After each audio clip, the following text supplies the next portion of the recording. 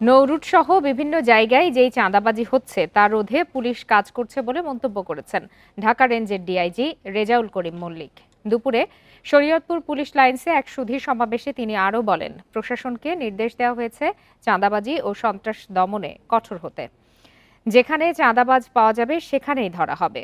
সমাবেশে বৈষম্য বিরোধী ছাত্র আন্দোলন প্রতিনিধি, গণ অভ্যুত্থানে নিহত শহীদ পরিবারের সদস্য ও রাজনৈতিক নেতাকর্মীরা উপস্থিত ছিলেন।